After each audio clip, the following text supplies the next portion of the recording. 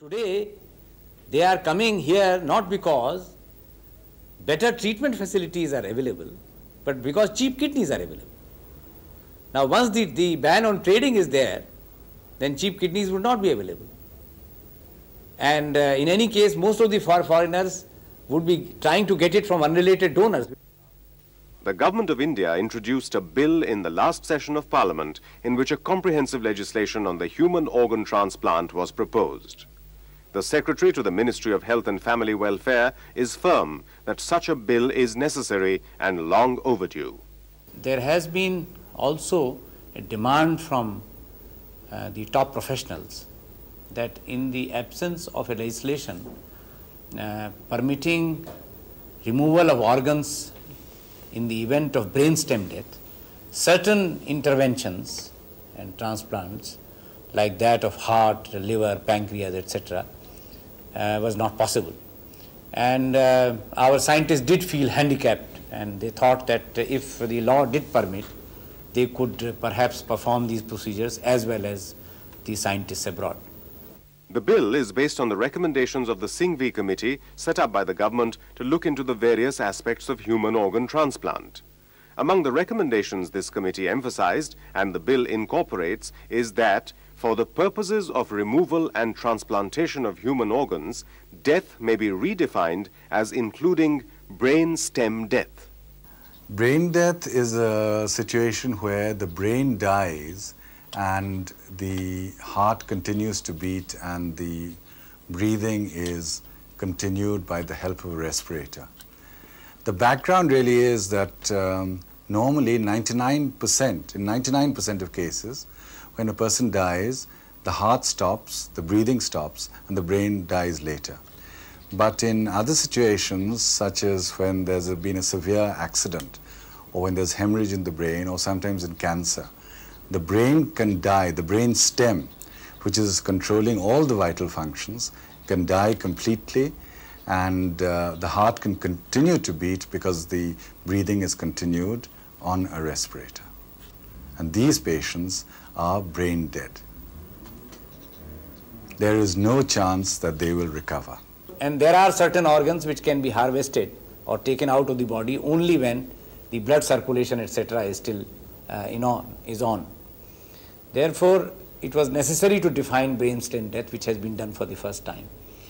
But we have taken the precaution of defining brainstem death only for the purposes of this law, not generally speaking, because death has many other implications, social, legal. But some doctors disagree and claim that such definitions will not be acceptable in the Indian social milieu. I have known from my experience of getting autopsies done, even for autopsy, where they clearly know the patient is dead, it's very difficult to get consent from the families. An autopsy rate in the entire country is very, very low.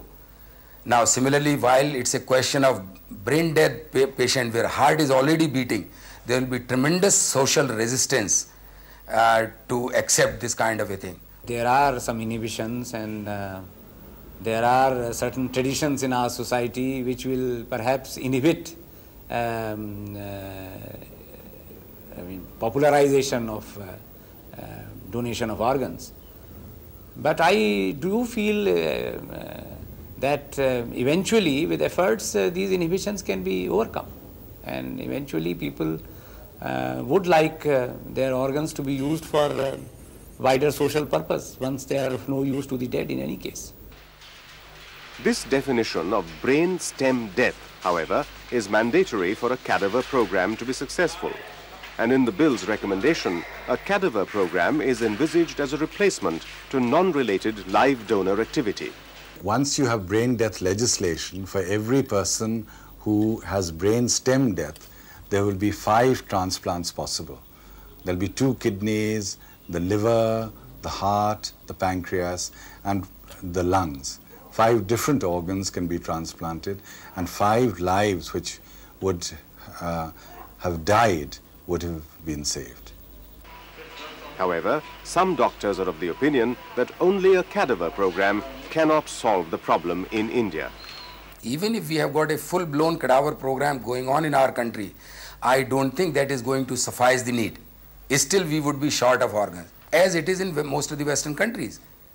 And the circle is really complete. Most of the Western countries developed the transplant program to the maximum capacity, and now they are back again that look, we have to have all sorts of programs, living donor as well as cadaver donor program, because there is so much of shortage of organs. The proposed legislation further recommends that trading in human organs be prohibited and made a punishable offence. But nephrologists who have been doing kidney transplant maintain any legislation should take into consideration the present reality. I think what the government must do, this is a personal opinion, is that they must hasten slowly. You have to look at several factors here, and most of all the need of patients. Now, if you dramatically change overnight by law and say these patients can't have paid unrelated donors, what are these patients going to do? Is the government going to provide dialysis for them? If the government is going to provide dialysis for them, can the government possibly afford it at this junction? It's like saying, why can't we have good roads? Why can't we eradicate malaria? Why can't we eradicate Kala Bazar? Why can't we, there are so many why can'ts we do. But we have got the limitations of finance and economy and the vastness of this country and its population. On the one hand, we are saying yes, trading will not be allowed. But we are on the other hand also trying to provide legal remedies for encouraging voluntary donation.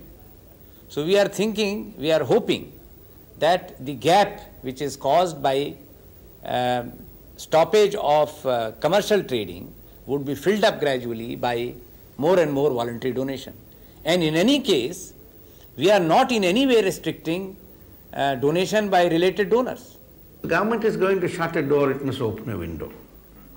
If it is going to shut all doors and avenues for these people, you are going to do two things. One is a lot of people are going to die, and then the death must be on the conscience of the government. The second thing is a lot of this is going to go underground, go into the black market. And then you will really have to think of horrendous things, because people may even be murdered and their organs retrieved and cooked and the evidence destroyed.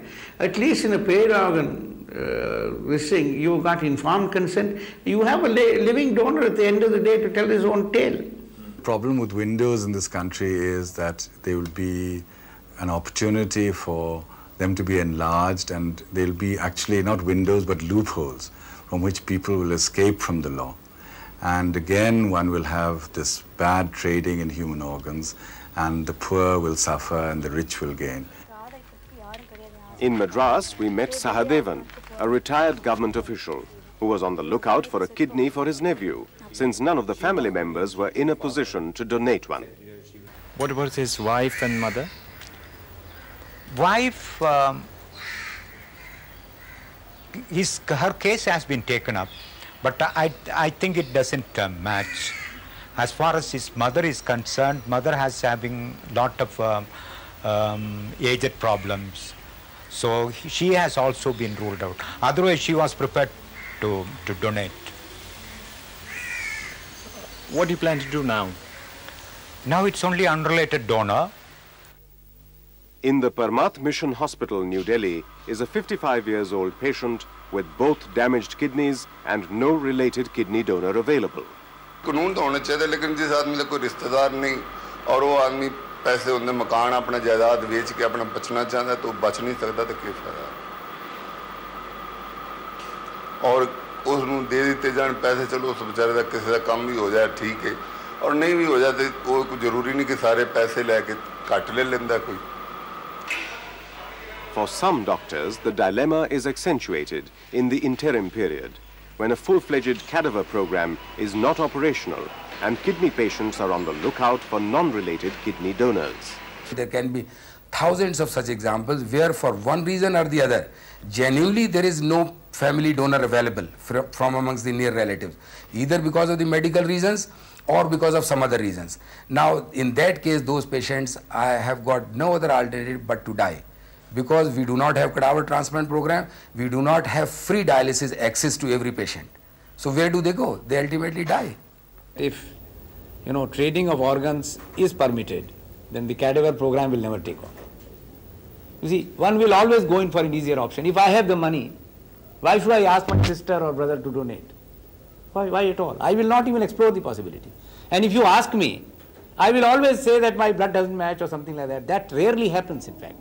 But in fact, all people who have the means always go for purchased kidneys rather than donated kidneys, because that is the easier option. So only when this is stopped that people will go for the other option. There is unanimity that organ transplant is here to stay, and monitoring of this is important. In fact, those opposing the bill quarrel on the details, not the intent. And all are unanimous that unscrupulous traffic by way of sale and purchase of human organs is the main problem.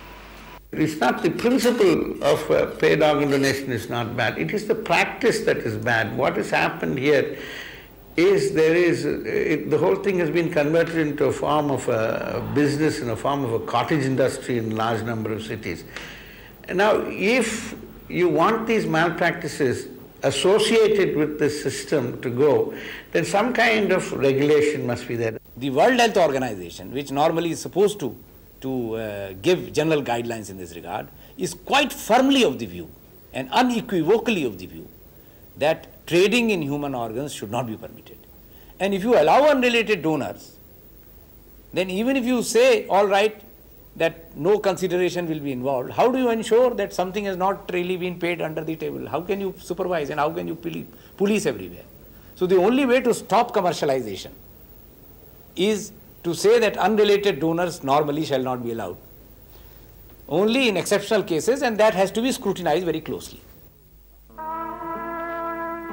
Till such time as the bill becomes law and the law is enacted and implemented, there will be no easy and pat answers to the ethical, legal and social dimensions of this problem. And persons like Pradeep Kumar or the many residents of Villivakam and hundreds of such men and women all over the country will continue to sell their organs to potential buyers. The intention of the legislation is precisely to end this exploitation.